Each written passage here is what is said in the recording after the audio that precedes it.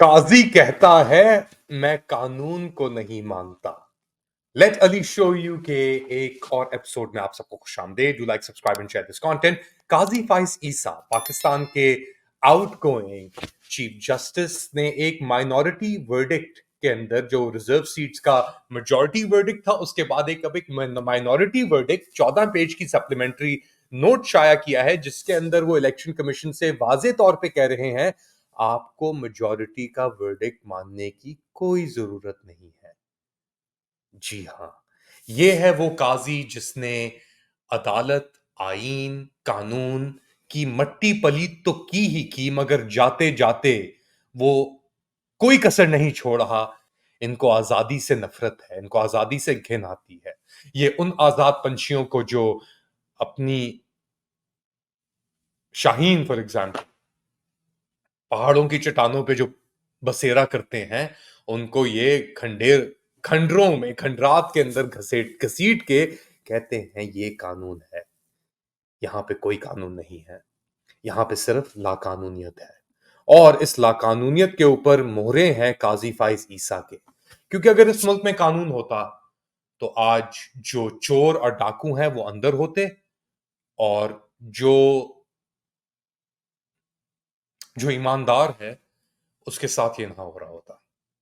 ये है दुनिया का कानून। और ऐसे मुनाफिक, ऐसे दुश्मन, ऐसे घुसपैठिए।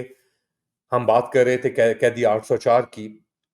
एक वीडियो आई मेरे पास और वहां पे उस कैदी की एक बहन बस बच्ची है और वो अकेली खड़ी हुई थी अडियाला जेल के बाहर।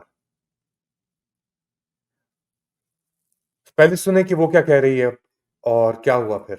कि 25 अक्टूबर को फिर आप आए। अब 25 को भी आएंगे, पता नहीं तब भी होती है नहीं होती। अगर ये अदालत में भी गए हैं और हम दुआ करें कि अदालत भी हमारे हक में फैसला करे और इमरान खान को किस वजह से इन्होंने बंद किया है वो भी हमें बताए कि उनके सारे राब्ते बाहर से क्यों बंद किए हैं। हम परेशान हैं। तो इमरान खान की आखिरी मुलाकात हुई थी अपने लॉयर्स के साथ 3 अक्टूबर को। कुछ दिन बाद उनके लॉयर इंतजार पंजूथा को उठा लिया गया जब उन्होंने पिटिशन फाइल की कि राब्ता दोबारा शुरू किया जाए। 4 अक्टूबर को एक बड़ी रैली निकली और यह मुजाहरा इस्लामाबाद के डी चौक तक पहुंचा। सैकड़ों की तादाद में लोग थे और उनको लीड कर रहा था अली अमीन गंदापुर। और फिर अली अमीन गंदापुर ने हथियार डाल दिए और वो दुश्मनों के साथ जाके मिल बैठा। और वो इतना बड़ा एक सिग्नल था कि गद्दारी तो अब जायज है। उसके बाद और भी गद्दार निकले और अब वो कहते हैं कि नहीं, अली अमीन गंदापुर गद्दार नहीं है, ये एक प्लान के तहत था। तो अब अली अमीन गंदापुर क्या कह रहा है सुन लें। बुजदिली और गद्दारी, जब आपने छुरा घोम दिया अपने लीडर इमरान खान की कमर में तो आप एक ही जुमरे में आते हैं। बुजदिल भी उसी जुमरे में आता है कि बुजदिली से गद्दारी की या जमीन फिरोज पैसे लेके गद्दारी की। गद्दार गद्दार है, तारीख में गद्दार का एक ही नाम है कि वो गद्दार है। ये सारे गद्दारों से जान छूट रही है।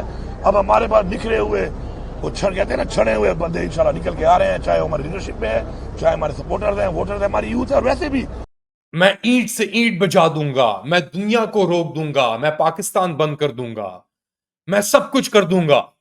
हम नहीं मानते इन अमेंडमेंट्स को। छोड़ो यार। तुम किस खुदा को मानते हो अब ये पाकिस्तानी भी जानते हैं। लेकिन कब तक ये खुदा तुम्हारे दुनिया के इक्तदार में रहेंगे। ये इस्लाम तो ना हुआ, ये तो बेवफाई हुई, ये तो गद्दारी हुई, ये तो मक्कारी हुई, ये तो बुत परस्ती हुई, इंसान और ताकत परस्ती हुई। हम नहीं मानते। हम इंसानों के सामने सजदे नहीं मानते। हम ये मुनाफिकत नहीं मानते। हम अब बगावत में यकीन रखते हैं। हम बागी हैं उनके उन कुव्वतों के जो हमें इंसानों के सामने सजदे कराने पे मजबूर करते हैं या किया है जिन्होंने, जो कहते हैं दिन को रात और रात को दिन, जो जाते हैं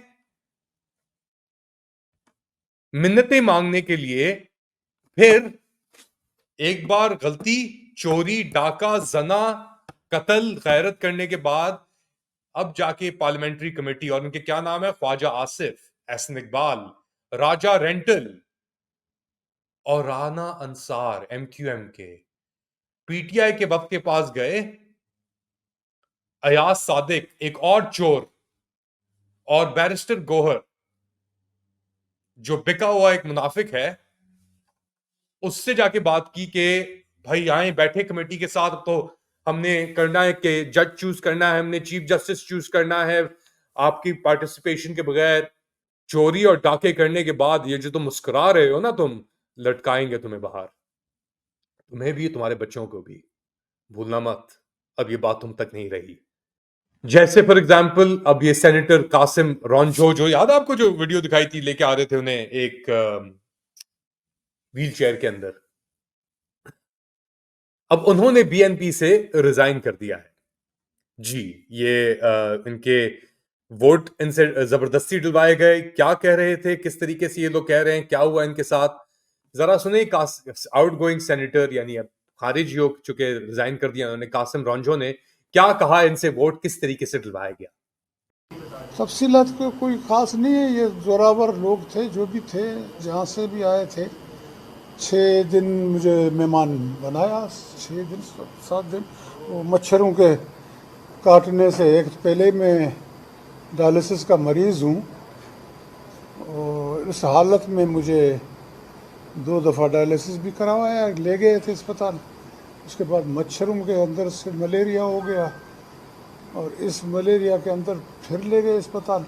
जी, तो ये थे बीएनपी बलूचिस्तान नेशनल पार्टी के सेनेटर कासिम रॉन्जो साहब, और ये खड़े हुए थे पार्लियामेंट के बाहर, जिनके अंदर इनको जबरदस्ती लेके आया गया और फिर इनसे जबरदस्ती वोट दिलवाया गया ये आईनी तरमीम के ऊपर, डाका बचाने की तरमीम, मिलिट्री लॉज की तरमीम, जिसके अंदर बहुत सारे अब मुनाफिक और मुनाफिकीन शामिल हो चुके हैं।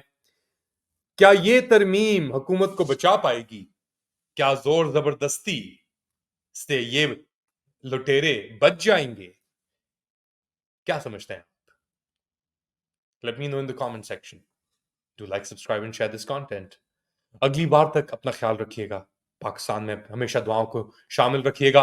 Hashtag free Imran Khan, hashtag free Imran Khan जरूर यूज करें अपने कंटेंट, या जब भी आप सोशल मीडिया पे हों।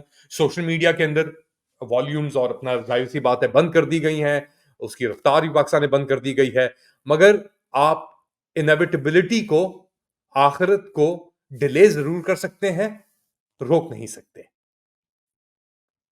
वो चीज आ चुकी है और मुबारक हो आपको। अब अल्लाह हाफिज।